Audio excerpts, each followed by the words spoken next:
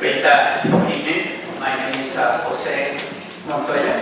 I am a professor of medicine and infectious diseases at Stanford University, and I'm also the director of a national reference laboratory for toxoplasmosis in the United States.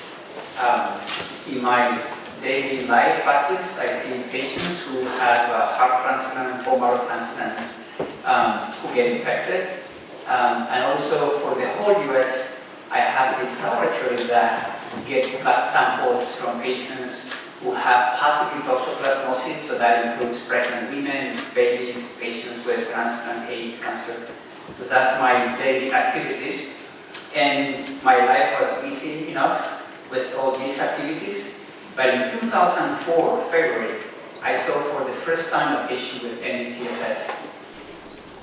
The life of this woman was so devastated and had an infectious disease onset that I could not believe that this patient could be making her disease up. And because I was comfortable prescribing antivirals for patients with cancer and transplants because they have viruses that if you don't treat, they die from the viruses. And I suspected there was a virus behind her illness. I went ahead and prescribed an antiviral to make the story short. And I saw this dramatic improvement in that patient.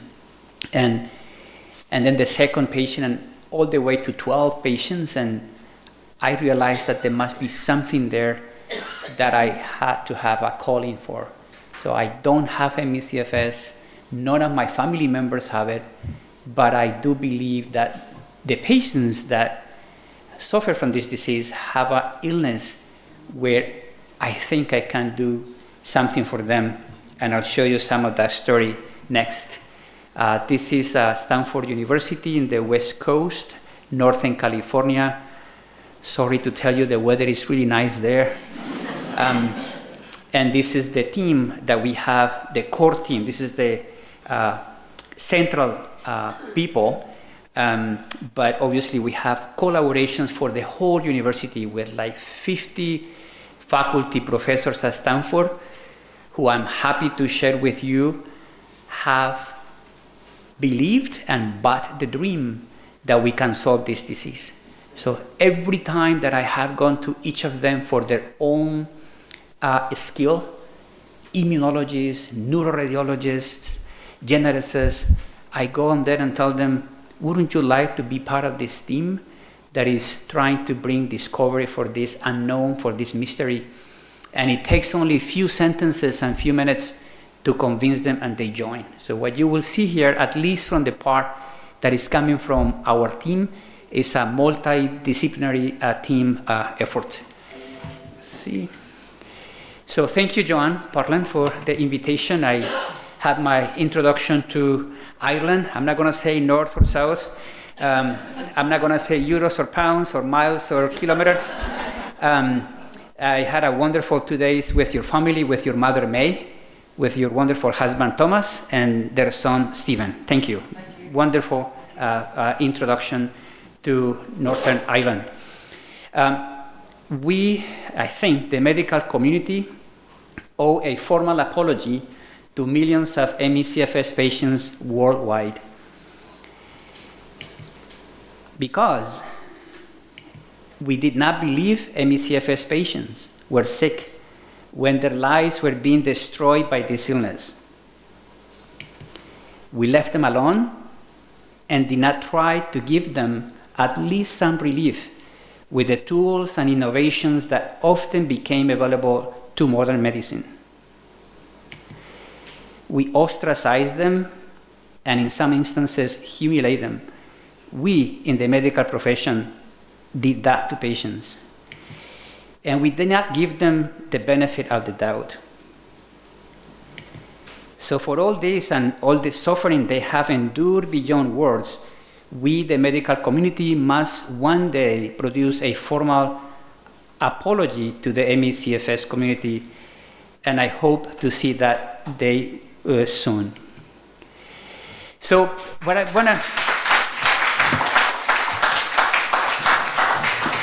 want to share with you today and Dr. Weir's introduction was perfect and was so right on, is that the pathogenesis of this illness is slowly being unearthed. So we are slowly but surely getting at what this disease is. And I agree with Dr. Weir, it will happen in the next few years. I love your presentation, Dr. Weir, and this disease is a fascinating challenge for you as a physician. The same plague was in the 1800s in the world, where it was not known what plague was caused by, yet people were dropping dead. And it took having the microscope and having an intelligent person, John Snow in London, figuring out the water distribution in the city to arrive to what caused plague. And Dr. Weir gave a perfect description of what happened with AIDS. So we are now here, but we must start by believing that this is a real illness. We have several organs involved, inflammatory symptoms, a wide spectrum of clinical phenotypes, and describe some of them by Dr. Weir, and chronic disease and fluctuating. There are subgroups by severity. Some patients are severe enough that they are bed-bound. There are others that can function mildly at home and sometimes outside the house. There are others with POTS, with inflammatory bowel syndrome, cerebrospinal fluid leak, herpes-associated exacerbations, arcuate ligament syndrome. So this must be actually an exciting field for young physicians who want to have their medical skills tested as they see these patients. And I think what is needed is, and what we are doing is a candid but rigorous application of the scientific method. Just see what the research data is telling us. And we have applied a multidisciplinary team. It's impossible just with one specialty to get it at all. And so by drawing from everyone's strengths, we are slowly putting together a whole picture. And what we do in these meetings is we do leave ego outside. So we go to the meetings and everybody is trying to produce and give their best, not having that I know it all. That attitude has to be left outside the room. The other thing that we're doing is using multiplex technology, so you can measure several things at the same time.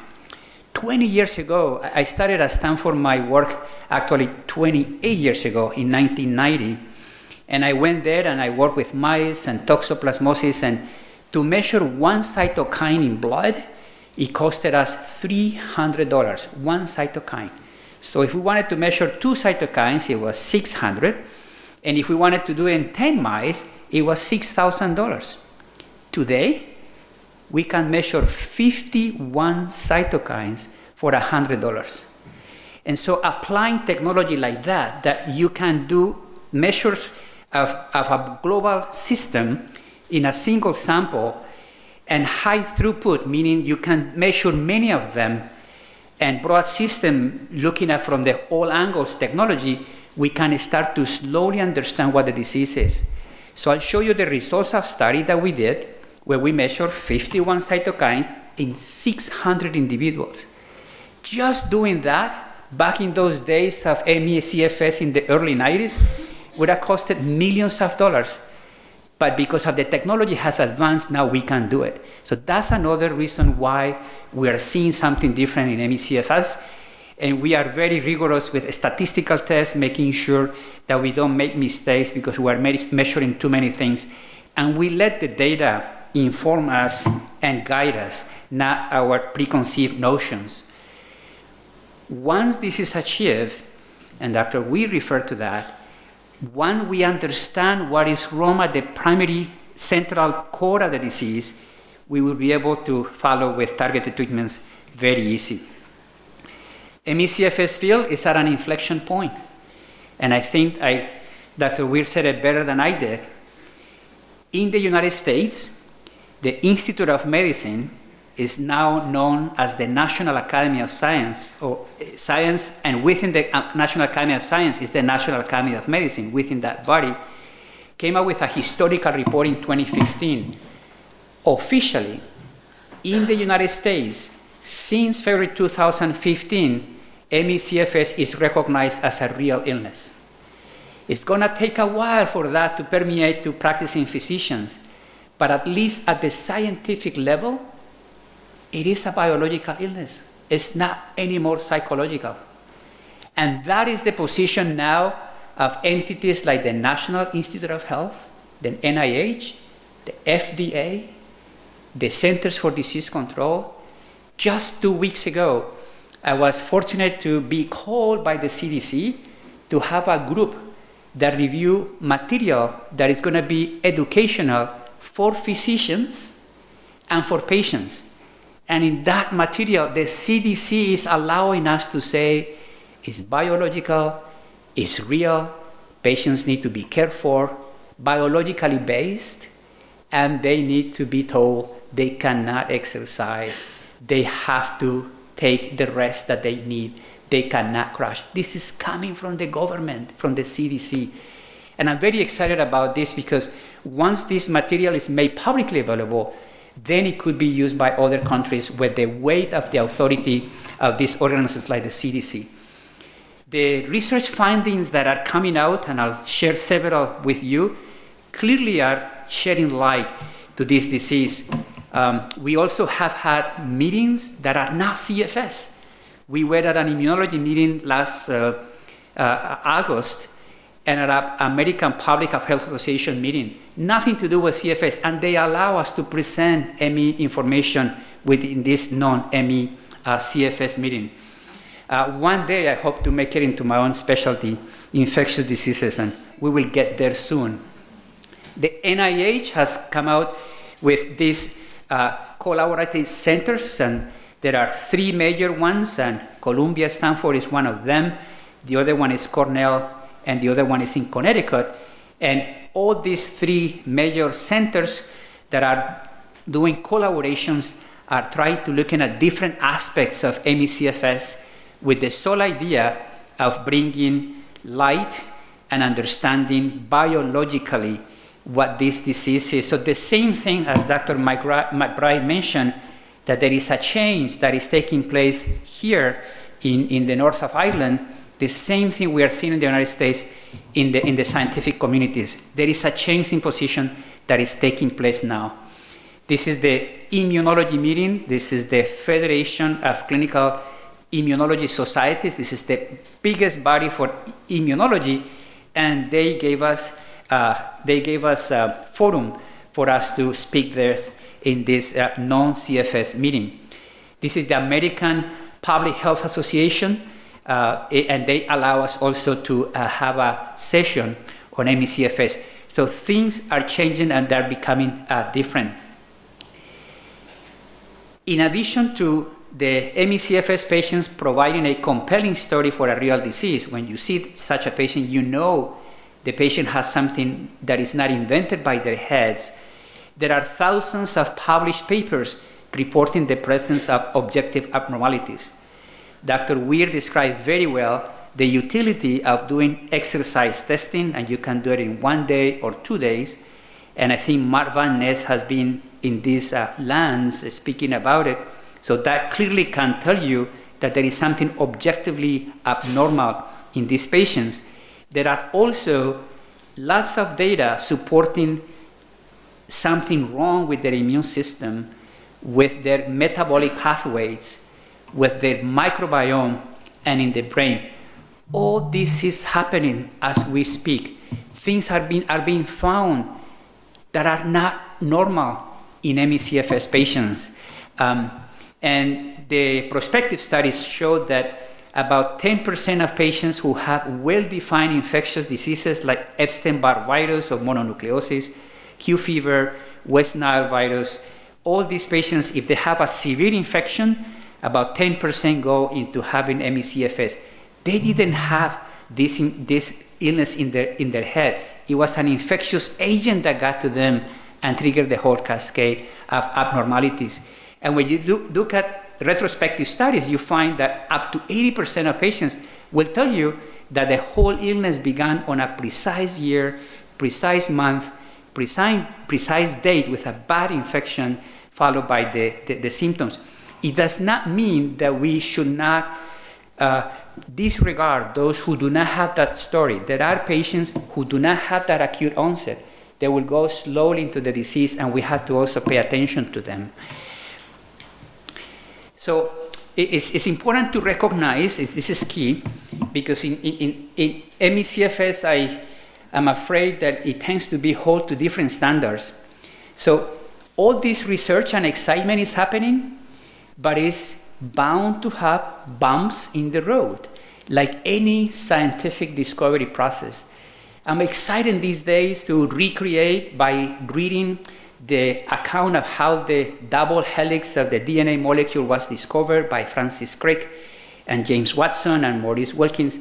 And that process of how they arrived to how the DNA molecule looked like is full of all these things that we're seeing now in ME/CFS. So there will be people contradicting each other, there will be jealousy, there will be race for getting the answer right, but that's part of anything that takes place in science, and it's not just because it's ME/CFS. This is a study that we did at Stanford that we are in the process of publishing, but when you ask patients how did their ME/CFS began, you can see that close to 65% they will say that there was an infectious illness.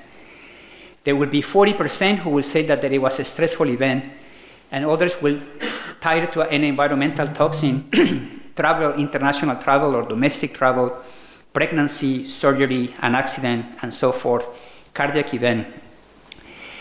It's interesting because you will say, well, emotional stress, I told you so, that's psychological. Right now, there are well-defined diseases that start with a stressful event. Just a common cold. When you inject the flu virus to volunteers and you inject it to 100 the influenza virus, not everyone develops the illness. Not everyone gets sick. So you can have the influenza virus and not be sick. But when you study who develops the illness and who doesn't, and all of them having the virus, those who have more stress are sicker. So stress has a connection with the immune system that we have noticed for many years, and now we have started to understand. There is also a heart attack, a real heart attack, where people can die from stress. Bad news, major stressful event, and the patient die from a heart attack because of a stressful event. So similar, it can happen in a disease like ME/CFS, being real, biologically based, by triggered or associated with the major life event. When you look at a specific infectious agents, when they say my illness started with an infection, it's prominent to see respiratory infections. The patients account for respiratory infections, abdominal infections, and some of them can tell you that it's tied to herpes viruses. Dr. Jonathan Kerr actually was one of the first investigators in the world who tied parvovirus B19 to the onset of CFS, and if they had a positive IgM, he gave them IVIG, and in many of them, he got improvement.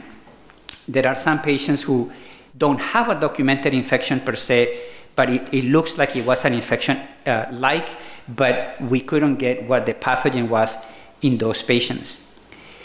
So when you see the disease in front of you and have symptoms coming from so many places, from the fatigue that Dr. Weir described really well to you, the sleep, the cognitive impairment, some of them will have cardiovascular, others will have pain, others will have GI, others will have flu-like. It's tempting for the physician to just throw the towel and not be up to the challenge.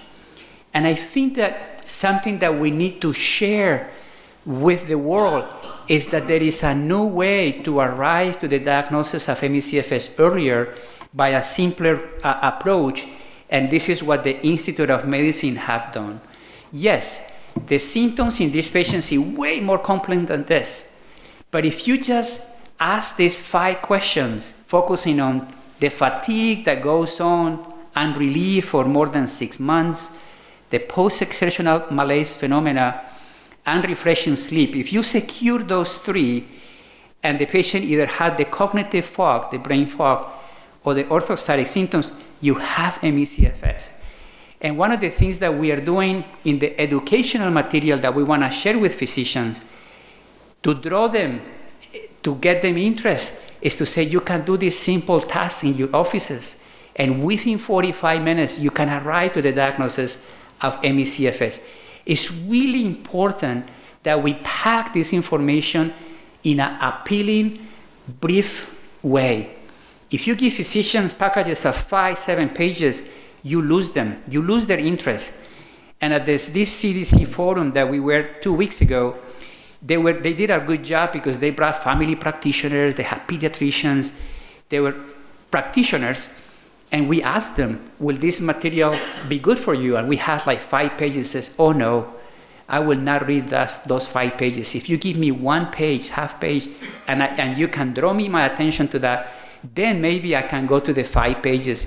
So let's be smart as well in not overwhelming others who need to be informed on the disease by giving too much too early. And that's really important. So the ongoing research efforts that we are now undertaking are really getting into the biological underpinnings of this disease. We are deepening the understanding of the clinical phenotypes and the subgroups within the disease. And Dr. Weir mentioned this very well. So we need to carefully start to subgrouping the patients. Yes, all they have fatigue, they have the unrefreshing sleep, they have the post-exertional malaise, and some will have the brain fog or the orthostatic, but subgroups start to emerge in a fascinating way. There will be some with the sudden versus the gradual onset. There will be those with a defined infectious diseases associated event. We know what infectious disease was present, and it was followed by the ME/CFS. There are patients that go with these fluctuating flu-like symptoms. They say, I feel like the flu never goes away, or I feel like the flu comes periodically. That's an important subgroup.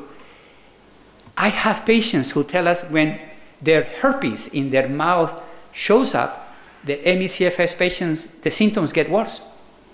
There are others that when their genital herpes shows up, their symptoms get worse.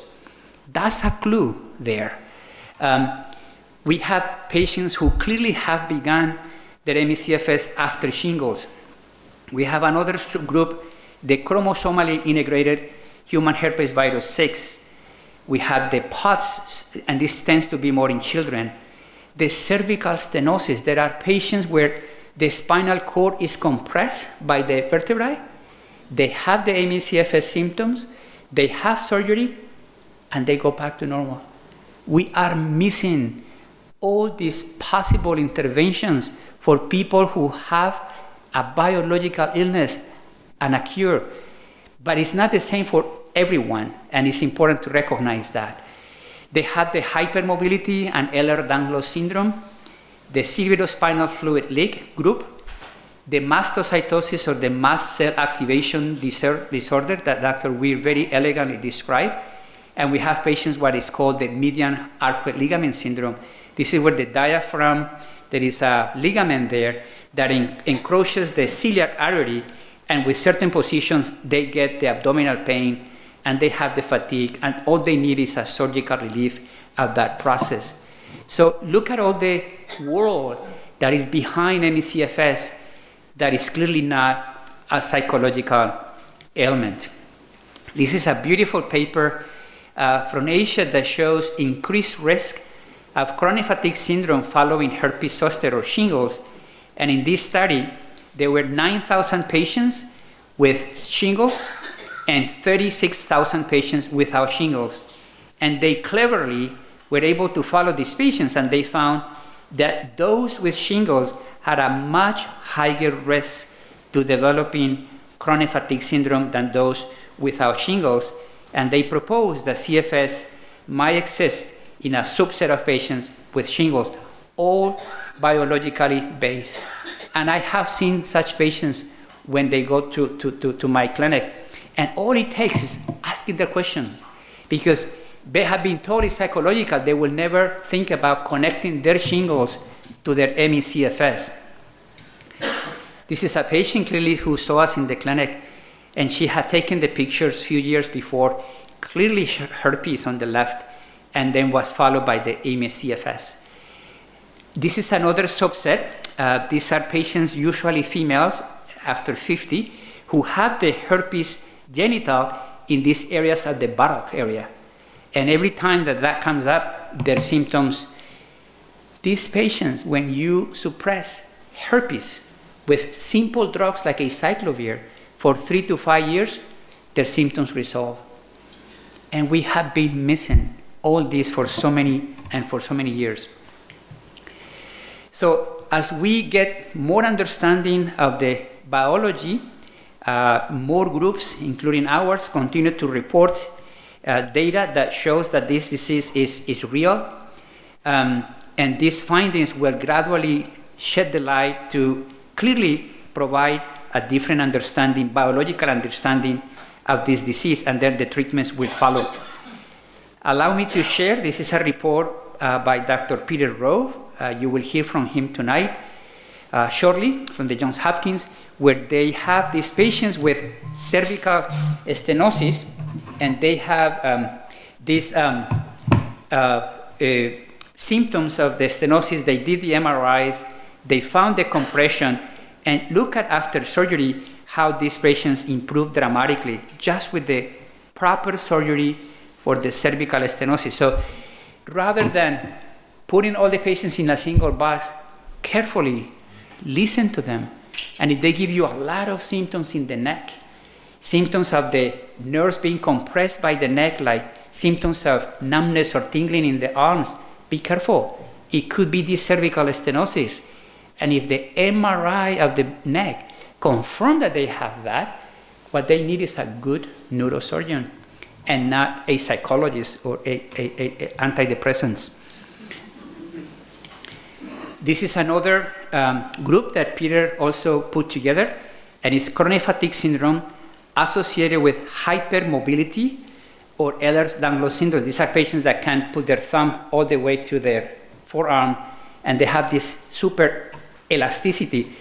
And I mention this because one of the things that we discovered with cytokines kind of overlaps with the main driver behind Ehlers-Danlos, with this cytokine called transforming growth factor beta or TGF-beta. There are other groups like the Fluch and Mela who have reported that there are serious abnormality in the blood cells of patients with ME/CFS where the oxidative metabolism is impaired. The amino acid pattern that it says suggests that this enzyme that is called the pyruvate dehydrogenase is highly ineffective and is important for cellular respiration, which means energy production. And when you take myoblasts or cellular cells from the muscle from patients with severe ME/CFS, it shows that they are severely affected.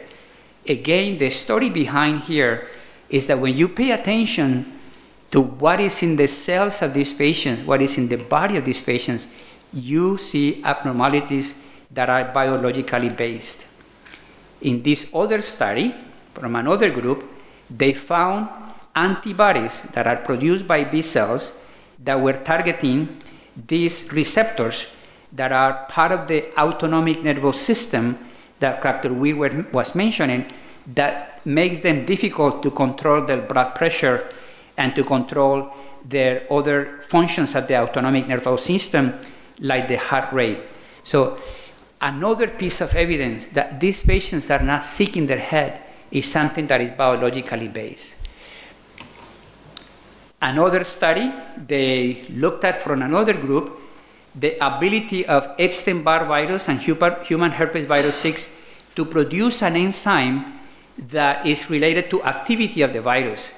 And what they found was that in ME/CFS patients, they have antibodies against this enzyme were higher than in patients, for example, with Gulf War illness and controls. And also in patients with ME/CFS, they have these antibodies than controls. What this research finding means is that they found evidence that herpes virus 6 and Epstein-Barr virus in a group of patients with ME/CFS, they were replicating. And when virus replicates, they cause inflammation. Another objective finding of ME/CFS being a biological disease. This is a study that we did with the Lipkin group, where the patients had profiles for bacteria presence in their blood and in the stool, and we found that in this patient population, ME/CFS patients were different than controls. These are the control patients here, separate profile than patients with ME/CFS. But within ME/CFS, we were able to separate those who have inflammatory bowel disease versus those who did not have inflammatory bowel disease. So we start to see something important. Patients, by organic data, biological data, are different than controls. So we see that. But within patients, we can also separate them by this biological data.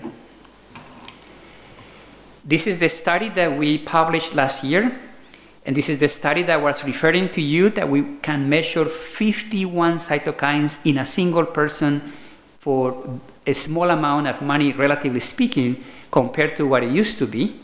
And we took almost 200 patients, 192, and 392 patients, so almost 400, almost 200 here, and almost 400 here, so 600 participants.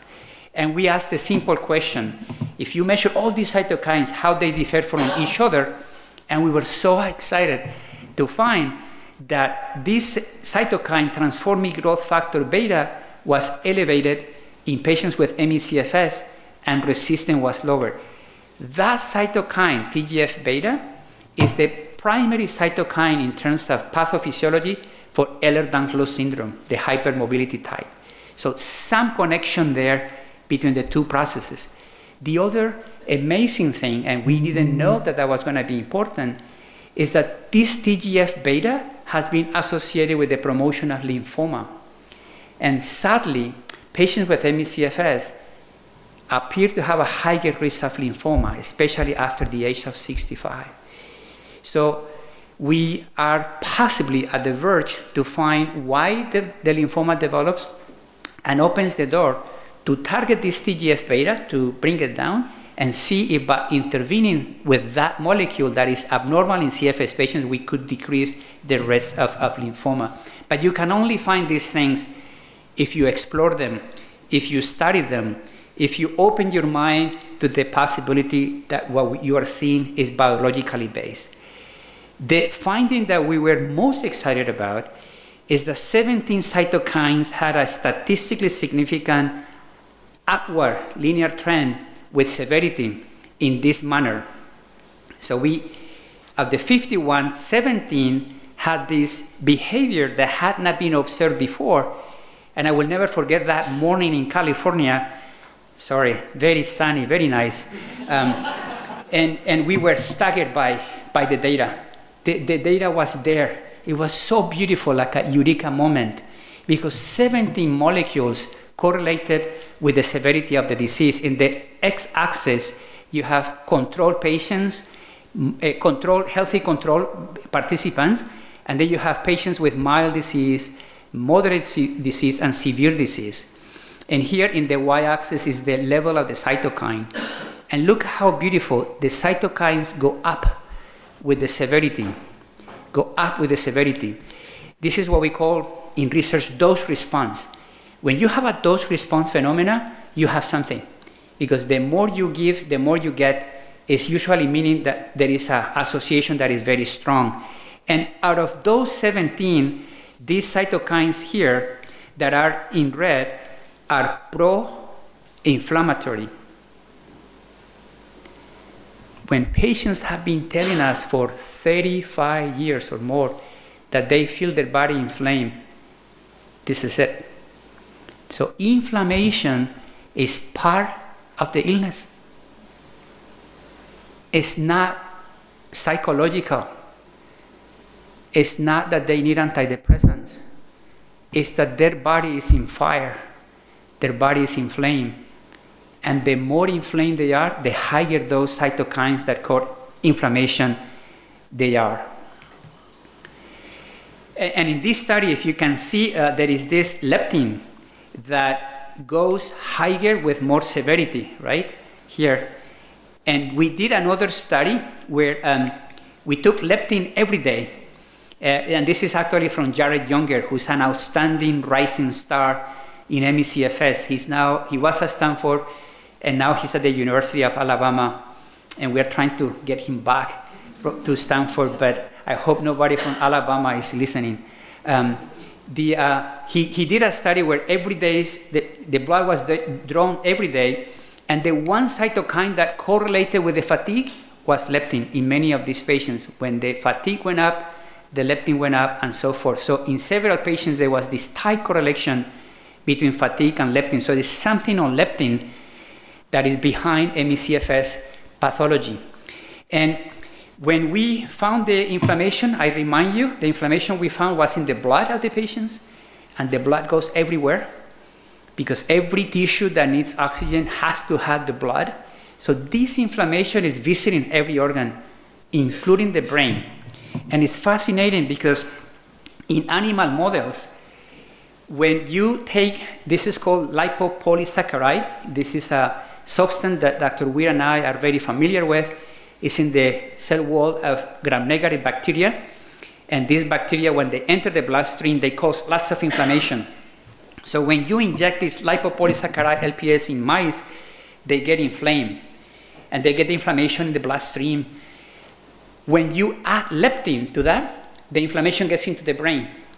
So we are proposing that this inflammation we discovered in the blood of the patients, when you add leptin, that's when it starts to get the brain fog and the cognitive symptoms in those patients. The other aspect of this cytokine discovery is that there are these 3 cytokines, or actually 1, 2, 3, 4 cytokines that go together. And if you look at this, the cytokines like CCL11, for example, is involved in eosinophil trafficking. This IL-4 in IgE. The IL-5, eosinophil again. IL-13, IgE. And Dr. Weir and I can tell you that the commonality in eosinophils and IgE is allergic reactions, similar to what you see in mast cell activation. So you have here 4 cytokines going up with severity that have to do with hypersensitivity to react to a stimuli. So again, we have provided the basis for some of the symptoms that we see in these patients as these cytokines go higher. The other thing that happens really positively, and David Toller will be here soon. He's a great speaker, and he's part of the men behind debunking the PACE trial, where the PACE trial had concluded erroneously that patients will recover with gradual exercise therapy and cognitive behavioral therapy. And when the data was reanalyzed, it was found that was not the case. So it's really wrong to prescribe exercise. It's really wrong to prescribe cognitive behavioral therapy to patients with ME/CFS. What they need is a good doctor, a biologically based internist, family medicine, not psychologists, not psychiatrists. The psychiatrists and the psychologists are good to support, because who will not go crazy? Who will not be devastated by losing your livelihood? Some of these patients get abandoned by their family members, not even believed by their family members. They are not believed by their doctors. Who will not be devastated by that? Who will not be in solitude because of that? So CDC, I'm happy to share with you, similar to what has happened, I believe, in one of the organizations in the UK, and we hope that it's also reviewed elsewhere, has removed GET and CBT as a treatment option. The CDC did it, and we're very happy for that move. Another of the studies that we are doing is looking at the brain. This is a study that we published. In this case, I want to call your attention that it's a small sample size. There are very few patients in this study, but even there were very few patients, we were able to show that you have this right anterior arcuate fasciculus abnormality. It's a band of fibers that connect the frontal lobe with the temporal lobe, and those fibers appear to be abnormal in the brain of CFS patients, And they also have the areas that those bundles or those fibers touching the cortex, they are also abnormal. They are thicker. And this appears to be the areas of the brain where these bundles here are expanded in ME/CFS patients in the brain of the ME/CFS patients compared to controls. But it's a small sample size, and the journal accepted the publication, and we are right now embarked in trying to see if this is real in a larger sample size. We took the risk of publishing with a small sample size because we thought other people can do the research as well as us and validate the study soon. But we are doing that as we speak. And this is Richard, if you can give me please the motion. But what you can see here is that these fibers connect the frontal part with the temporal part, and they are enlarged at the areas of the brain where they touch the surface. And what is fascinating is that those areas that the bundles touch, that the fibers touch, are thicker. The cortex is thicker right there in the cortex. So something in the brain of these patients appear to be abnormal. The other fascinating study that we are doing is we are safely injecting tracers of inflammation in the blood of these patients to see if we can see the inflammation in the brain. And that was done by the Japanese, and they found that patients with ME/CFS that was severe, you can see the inflammation in the brain. So now at Stanford, we're trying to do a larger sample size with a newer generation of a tracer to see if we can see that inflammation of the patients related as symptoms. Another area that has been ignored is what happens to women related to hormonal events. And this is a study that we did with Dr. Lily Xu at Stanford. We're very happy with her collaboration and input and her scientific approach to things and to studies. But you can see here, for example, that this is no effect. This is improvement in the symptoms, and this is worsening. And you see that about more than half of the women get the ME/CFS when they have a menstrual cycle. And we don't pay attention to that. And all you have to do is ask their primary physicians to help them to suppress the menstrual cycle. And that part, that worsening part of the ME/CFS will go away. But these things only happen when you have an open mind, when you listen to the patient, and when you do the research.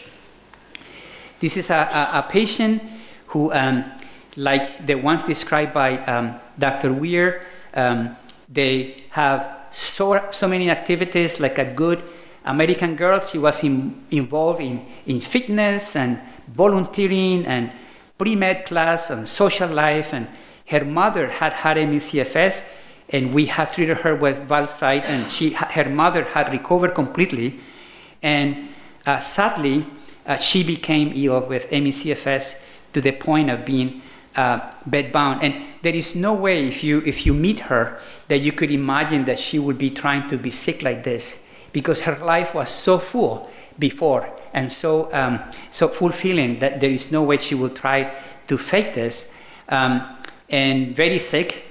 We put her on valganciclovir, which is an antiviral that has also immunomodulatory activity plus another anti-inflammatory based on our inflammatory data.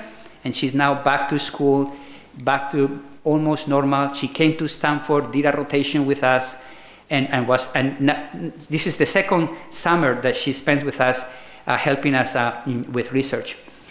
The idea of valganciclovir came from that anecdote that I had, the patient that I told you the first time. We did a double-blind, placebo-controlled, randomized trial, and we showed that in patients with ME/CFS, when they take valganciclovir, they have an improvement in terms of the fatigue severity scale that is clearly present in the patients who take the drug, but is not present in those patients who take the placebo. And the cognitive function also improves taking the drug, and it does not happen when they take the placebo. So clearly showing that in a very small study, when the patient doesn't know what they're taking, the physician doesn't know what they're taking, the patients start to tell you the story that they are getting better, but not the ones in the placebo. And also we noticed that cytokines were different between the two groups, and the monocytes were different in the two groups. So something biologically in the cytokines and the monocytes was happening in the patients taking the Valside, but was not happening in those taking the sugar pill. So lastly, I think that because we have all these possible infectious agents triggering ME/CFS, and including other factors like pregnancy, surgery, but most humans, when they get this, they develop a protective immune response, and we go back to normal life. When we get any of this, we go healthy again, but something happens in ME/CFS patients that lead to perpetuation of that pathology that doesn't get turned off. And I think that what we need is to understand that part here, what happens between what it should have been protective and goes to this pathology. And it could be something self-perpetuating the process from the immune system per se. It could be reactivation of latent pathogens like herpes viruses, or I think that we have not yet ruled out the entire possibility of a third party doing the whole process. It's like we have possibly a genetic predisposition coming with triggers, creating a cytokine storm that leads unabated and perpetuated and for many years process. I think lastly, I think that it's important to keep things in perspective. I love a statement that is one of our on our main church at Stanford, and it says, "We must not desire all to begin by perfection. It matters little how we begin, provided we be resolved to go on well and end well." And clearly we have made significant progress in ME/CFS in these early stages. We have compelling evidence that this is a real disease from patient stories. We have gotten rid of GET and CBT through science. We know the patients have abnormal ATP production, metabolomics, microbiome. We know there is a chronic inflammation there that goes on. There are abnormalities in the autonomic nervous system. There is a role for some patients of the herpes viruses, and clearly doing exercise testing as a test can be helpful for these patients. Thank you.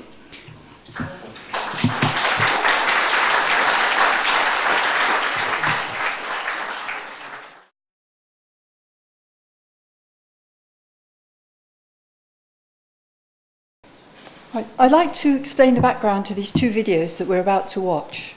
7 or 8 years ago, my son Josh and I made the film Voices from the Shadows. It shows how some young people can become very, very severely ill if their illness is badly managed, when professionals involved have wrong ideas about the cause of the illness and insist on increased activity levels in a way that exacerbates their symptoms and causes severe relapse. 3 of the young people shown in the film died, 1 after the film was made. Patients have sometimes used the film to help their doctors understand more about ME/CFS, but I began to think that we could make something more appropriate for that purpose. So last year we started on a new project. It will consist of a website with a collection of videos with both ME/CFS specialists and patients contributing, covering different aspects of ME/CFS diagnosis, management, severe ME, post-exertional malaise, pacing, the problems with the evidence for CBT and GET, and the detrimental impacts and attitudes resulting from a biopsychosocial interpretation of the illness have had. It will also include links to some of the best material already available to assist health professionals, including the material Dr. Montoya is working on when that's available.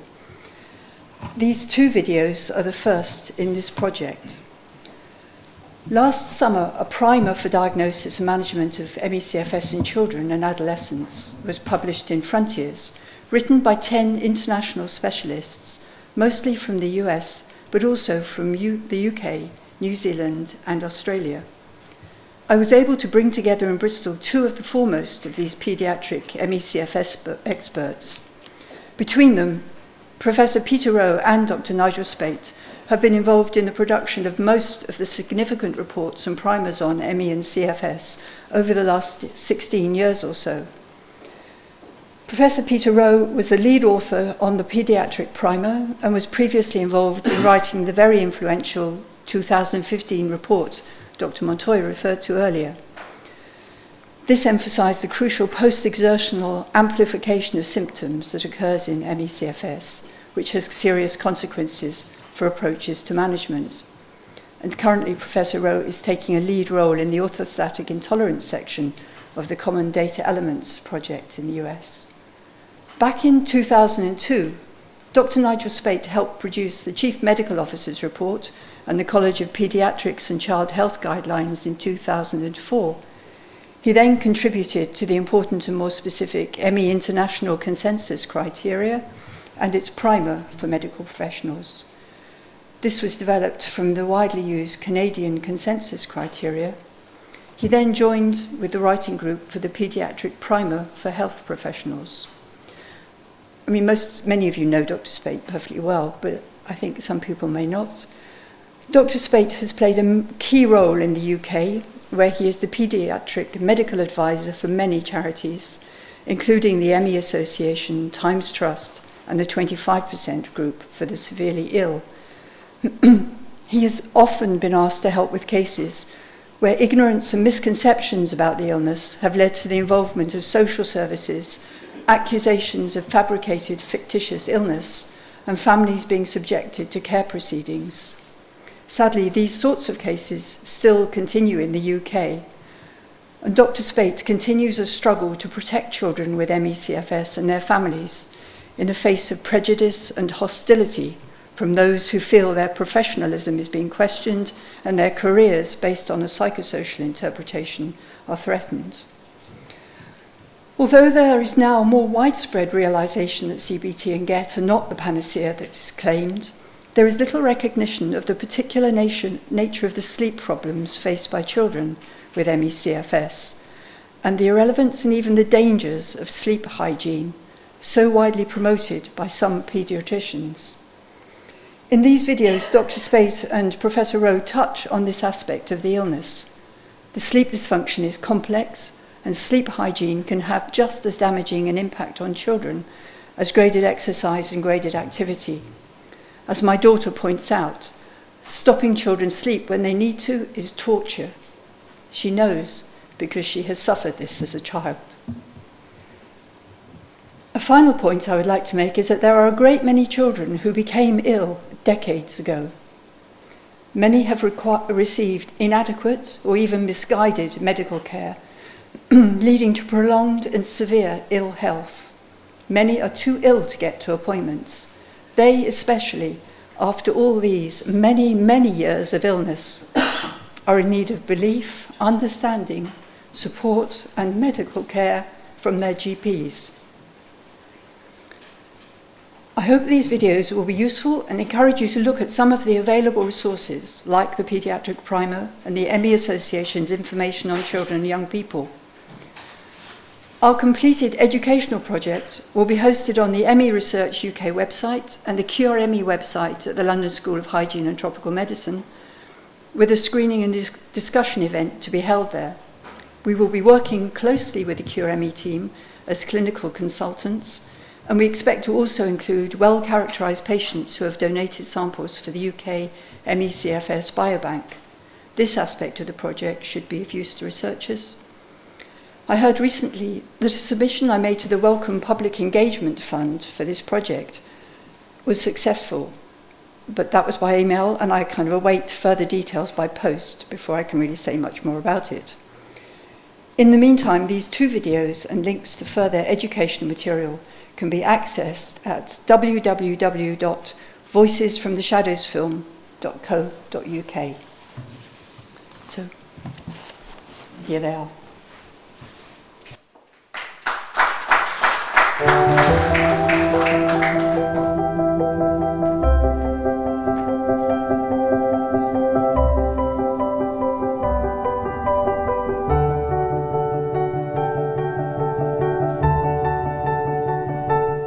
Nigel, you've seen lots of patients. What advice do you give to your GP colleagues about making the diagnosis? Well, GPs have a very important role and the opportunity to help make an early diagnosis. And early diagnosis can be very helpful for families, especially in the acute onset cases where the child has a very severe flu-like illness. And if they suspect that the child might be more severe than usual, they can advise caution before pushing the child back to school. So that can be crucial. In the more chronic case, early diagnosis still helps because the parents are worried about even more serious conditions like leukemia. So one of the most important steps in diagnosis is to think of the condition in the first place. And the average GP should be capable of acquainting himself with the main features of ME and being able to make a provisional diagnosis, then refer to a paediatrician for definitive diagnosis. Agreed, yeah. The money is in the history, like with many problems in medicine. Getting a sense of what that child's day is like is important. The things that make the symptoms worse, how much difficulty they have with standing still, taking a shower, hot environments, those kinds of things are very important.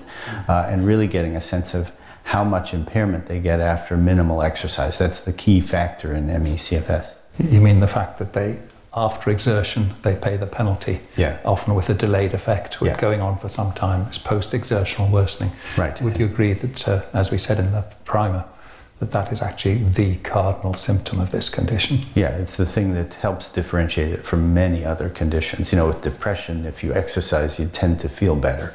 With ME, you tend to feel much worse, and it doesn't take a great deal of exertion. Yeah. It's whatever that person was able to do before would really knock them out. Our patients call it payback after a certain activity. Yes, it's like a car battery running flat and then taking a long time to build up again. Correct, yeah. And one of the points I've heard made is that we've trained a lot of doctors who are very much take recourse to investigations. And unfortunately, in this condition, there isn't a test for the condition. So you have to put it as a clinical diagnosis on the history, don't you? Yeah, correct. And I think it requires a GP or generalist's knowledge of other conditions to rule out the other potential problems, and a very minimal number of laboratory tests, a complete blood count, a chemistry panel, a urinalysis, really what any GP or pediatrician would do to look for failure to thrive or any other organic illness. And one of the values of a really good history, where you elicit all the symptoms of the condition, I know GPs have time limitations, that they help to validate the patient's illness rather than taking a short history, doing lots of tests, telling them all the tests are normal and then rejecting the patient. Yeah. So the importance is to make a positive clinical diagnosis with a reasonable degree of confidence. Right, right. I usually have people list the symptoms that they have, and what's interesting is it's the same monotonous list from patients from very disparate geographic regions. It's got a real monotonous consistency.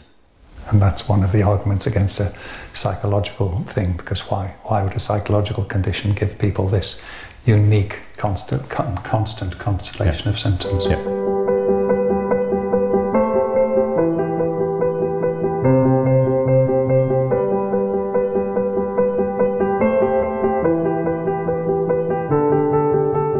So Peter, we've already covered the post-exertional worsening as the cardinal symptom, but could you just list some of the other very common symptoms that these patients suffer from that are part of the diagnosis? Sure, there's obviously the fatigue and exhaustion. There's a severe reduction in the person's ability to do the things that they previously tolerated. So functional disability. Yeah. Right. Along with that, many people have cognitive fogginess, problems with attention and short-term memory. Very frustrating. Brain fog. Yes. Brain fog, yeah. Yes. The kids really are very frustrated by not being able to read things and comprehend them. They go through the same paragraph 5 times, and 5 minutes later they've forgotten what they've read. If you're not seeing much of that, the person must have a very mild form of the illness. It's almost a cardinal symptom, isn't it? Right. It's as if they have attention deficit disorder that suddenly is acquired, which we know doesn't happen, but it's very similar to the children with ADD without the hyperactivity.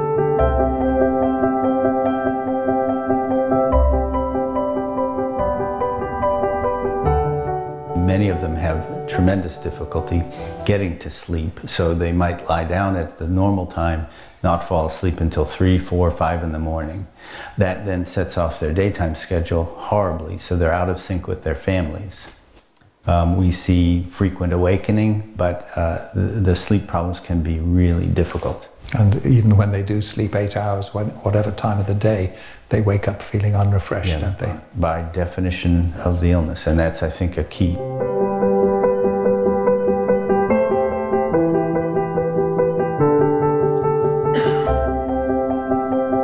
We look also very carefully for evidence of orthostatic intolerance in our patients. Lightheadedness is a symptom that wasn't part of the old 1994 definition, but it's become clear that that's a very prominent feature, especially in children. So we look carefully for lightheadedness, and you have to ask the children carefully, how do you feel when you're standing still in line or shopping? And I tell our trainees, if you've got a child who has this illness and can't go to the shopping mall, then you've got an organic problem until proven otherwise.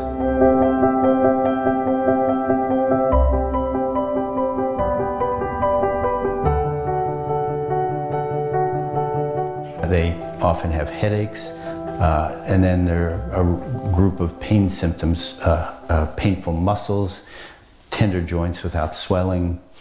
Sore throat and tender glands are perhaps more common in the very beginning, near the time of the onset of the viral or mono-like illness. We don't see that as much 6 months later. I think that's more in adult ME as well. It seems less important in children. I would agree.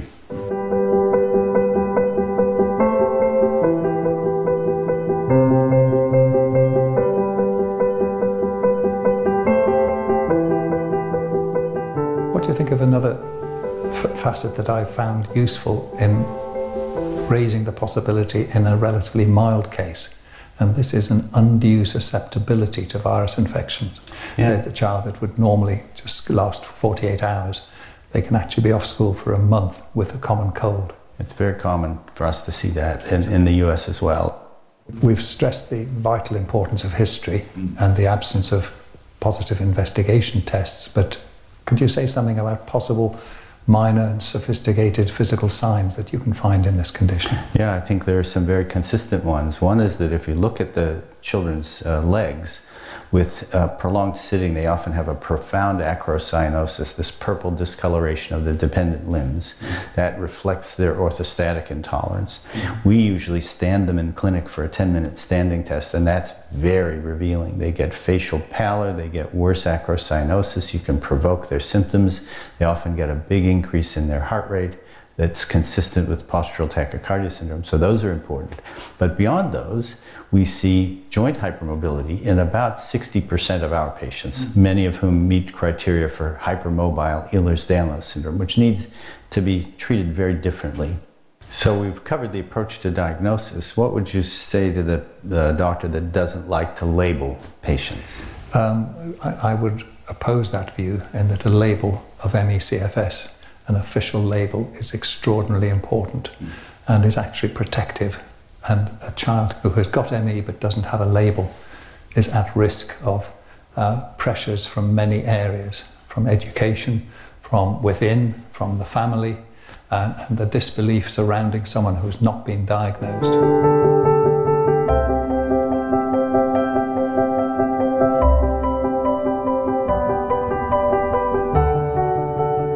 One of the other things that the primer tried to do was to address some of the controversies in ME/CFS. Yes, there's undeniably ongoing controversy about this condition. We can't get away from that, and the controversy is still raging in this country. It extends to controversy about the cause of this condition, whether it even exists. Those who don't believe in it say that it's purely a psychosomatic condition, and then there are different layers of disbelief, grading downwards to saying you can have a genuine illness originally and then it's perpetuated by abnormal illness beliefs. And all these ideas are still quite prevalent in this country.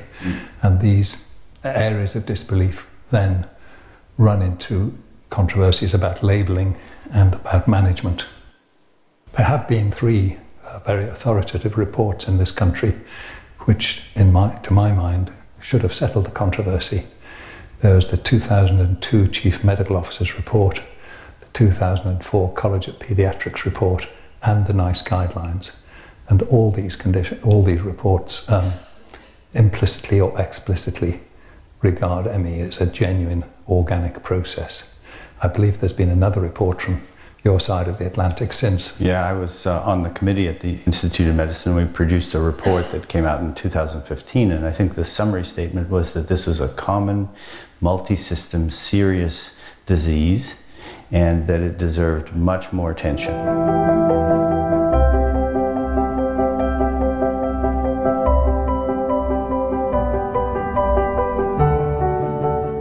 Can you describe some of the effects of this disbelief, the harmful effects on children? Yes, very unhappily in this country, some very distressing cases have occurred where the disbelief or the failure to diagnose ME and support the families has led to the families being disbelieved and accused of what we used to call Munchausen syndrome by proxy, or factitious and induced illness.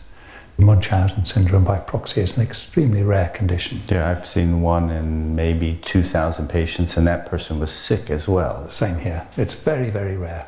But unfortunately, with the widening of the term to factitious and induced illness, there seems to have been a mission creep. And I've seen over 40 families who have been threatened with the removal of their children because of disbelief. And this is all comes from this basic controversy.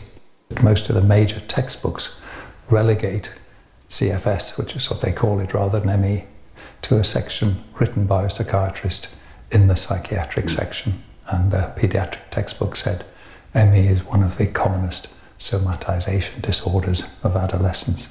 Yeah, that's just nonsense. Absolutely. Another factor is that NICE guidelines, which have a lot of positives in them, unfortunately have endorsed the two treatments, cognitive behavioural therapy and graded exercise treatment, to such a degree that paediatricians feel a duty to impose them on families, and graded exercise very, very commonly makes children with ME worse. Yeah. And then when parents withdraw from treatment programs, they get accused of not following medical advice. And this again leads to safeguarding child protection procedures and threats to the family. Did the IOM say anything about graded exercise and CBT? No, we didn't get into treatment as much. I can give you my personal view of that, and that is that the effect size of CBT in any of the studies seems incredibly small. I remember in the PACE trial, a 2-point improvement in a 33-point fatigue scale was the significant difference. If that's all I'd been able to achieve in my practice, I would have given up in frustration 15 years ago. We can do much better with other ways of treating this. I think we all want people eventually to be able to tolerate exercise. It would be silly to say otherwise. But the real question is how you get there, and how do you do it in a flexible way where you enable them to be able to tolerate exercise using some other treatments. But just doing it with CBT seems nonsensical. Yeah, and I've recently seen a case where the paediatrician recommended in writing a rigid 10% increase in activity per week. And when the parents reported deterioration, they were told to push through the pain. Yeah, we just don't find that to be an effective way of treating people, and it's usually, as you say, harmful.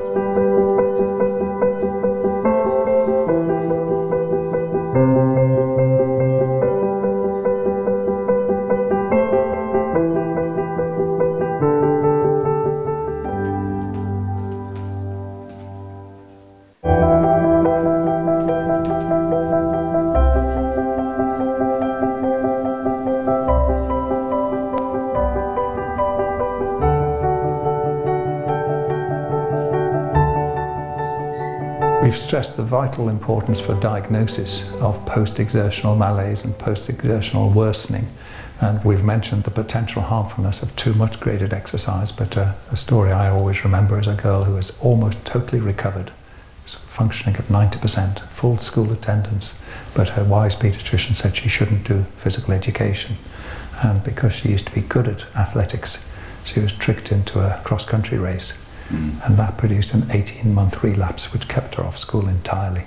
So it's this protective approach, this cautious approach of living within your limits and not pushing people because of the enormous harm that can be done.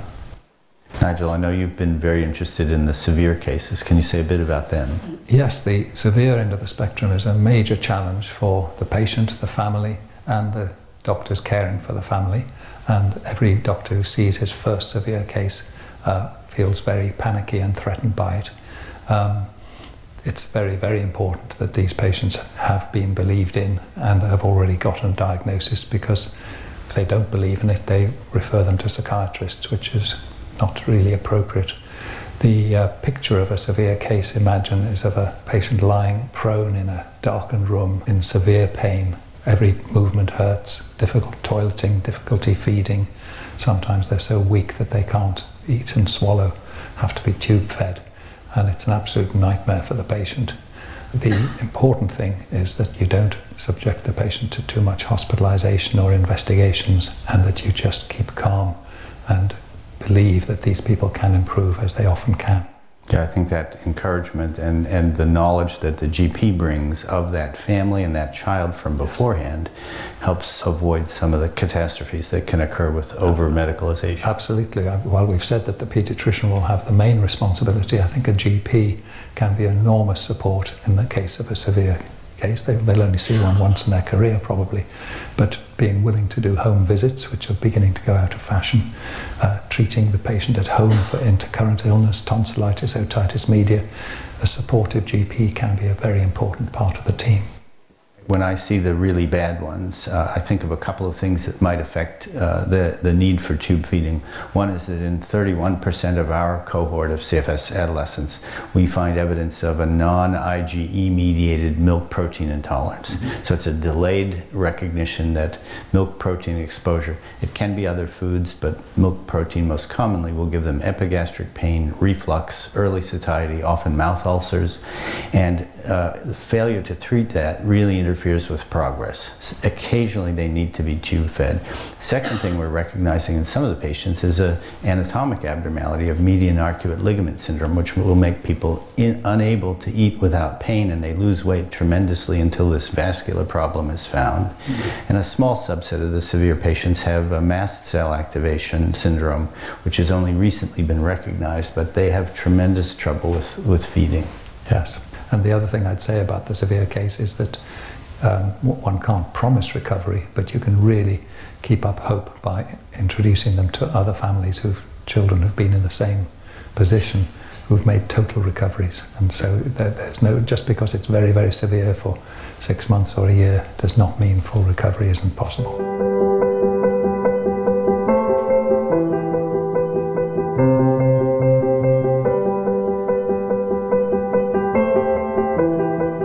We try to identify the thing that we think is driving the symptoms the most. We tell patients we don't think there's a cure for this, but that they should be able to get better. And we begin tackling the main symptoms. So we treat the headaches, we treat the insomnia, we treat the pain, and any other problem that seems to be there. If they've got restricted range of motion, they need a physio to do manual therapy, which helps bridge the gap between where they are and their ability to tolerate exercise. We don't push them when they aren't ready. You mentioned headaches. I've found in my practice that 60% of a series of my patients had a prior diagnosis of some form of migraine, either cranial or abdominal, and a positive family history of migraine. And obviously, if you can treat the migraine and take off the edge of their headaches, you can make quite a difference, can't you? Yeah, we often talk about peeling the onion. It's not a great metaphor, but we're really trying to remove these things that can cloud the rest of the picture. Chipping away at little things. Yeah. Could you say something about the treatment of pain, say a severe total body pain, what kind of drugs you find helpful? So the medications that have been used for fibromyalgia are worth trying in that setting. Gabapentin, amitriptyline, valproic acid, and pregabalin have all been shown in randomized trials in adults, but we find that they're helpful for many of the children as well. And there are some newer things like low-dose naltrexone that's very safe, worth trying, not supported well by randomized trials, but by some scientific evidence. Could you say something about the varieties of sleep disturbance that these patients get? They are numerous. Some can fall asleep but wake up readily. Some have enormous difficulty, 2 and 3 hours until they can fall asleep. So their sleep cycle gets way off. They're in bed at 11 p.m. but they can't fall asleep until 5 in the morning. They sleep all afternoon. They're out of sync with their family and their schooling. So it's a tremendous problem, and we don't have any magic bullet for that, but it's not, the usual sleep recommendations of sleep hygiene and turning off your phone and your computer. Yeah, they make sense, but they almost never do the job with these patients. It's much more severe than that. I entirely agree. This is typical of ME, that people think things that work in other conditions should work in this, and it doesn't. And the rigid form of sleep hygiene, where you wake up the patient at 8 a.m. when they've only fallen asleep at 4 a.m., I find invariably actually makes them worse. Yeah. And you have to be grateful for what sleep they can get. Correct. How about medication to help them to get off to sleep, like melatonin? And we use almost anything we can get our hands on for that, because I think if you can get them to sleep at the normal time, it helps improve their just the social interactions. But melatonin, some of the antihistamines, we find that cyproheptadine, an older antihistamine, is particularly good because it's both a migraine prevention drug, a sleep inducer, and it helps with appetite if they've got some reduction in appetite. So there's a number of drugs you can use for a couple of purposes at once.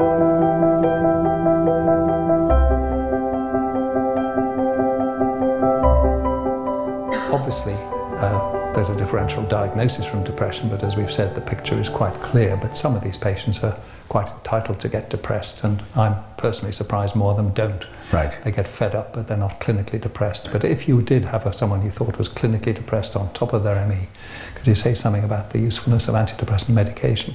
Yeah, we often find that helpful if they've got either severe anxiety or depression, to use the serotonin reuptake inhibitors.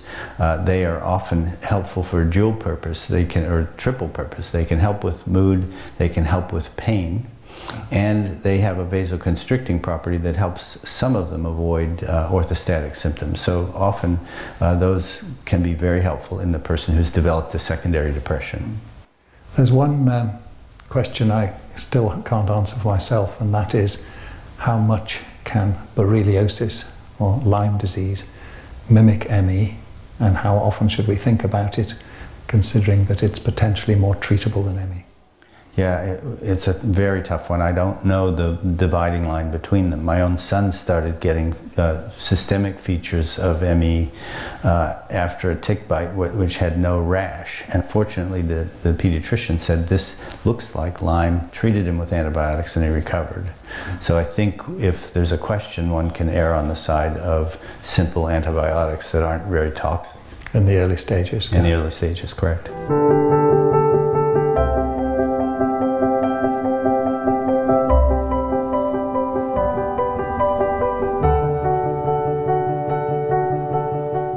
Nigel, give us some examples of what you think the GP can do to provide support and help. Well, either the paediatrician or the GP, and the GP is perfectly suitable, can give a lot of practical support to families. The first thing the GP can do as a primary care is to be willing to visit patients at home and to treat intercurrent illnesses, and therefore supporting the family rather than insisting they come to a surgery. But then in the educational system, there's an enormous amount of letters and things which can be really helpful. The letter can, for instance, recommend part-time schooling, home tuition, support the family for possible wheelchairs, which we haven't mentioned, or blue badges for disability. When it comes to exams, there are very practical things that a medical letter can help with. Because of the brain fog we've mentioned, these patients can benefit from having a half-hour break halfway through the exam, being allowed to take the exam in a quiet room on their own, possibly take the exam in the afternoon, and also be allowed extra time to finish the exam. In addition, if it's writing long essays, they can be allowed to use a laptop for typing, or even to have a scribe who they can dictate to, who writes for them. When people have said in the Australian studies by Kathy Rowe that they're being able to continue to be engaged with education has been one of the most helpful things for the patient. So anything we can do to help with that, we do. We've mentioned that it can be either the paediatrician or the GP, but I think the importance of following up each patient and seeing them regularly, either if they're too severe to come to the surgery, that the GP visits at home, or the paediatrician does a domiciliary visit, but even for the ones who are ambulant, that they should be kept under medical surveillance. They should keep being seen. So often people have said, there's nothing we can do for you, let us know if you have problems. But I think patients themselves really appreciate the engagement of the doctor who keeps seeing them and believing in them. And of course, occasionally we get the diagnosis wrong, and you've got to keep seeing people to refresh your mind and consider a differential diagnosis, or they develop other conditions and blame it on the ME when it's rheumatoid or something. Yeah, Nigel, I completely agree. We bring people back monthly to every other month in the beginning as we're sorting out each of the difficult interlocking problems and treating them. And I think this population of patients can often feel so abandoned. It's really important to let them know you will be walking along this very uncertain path with them.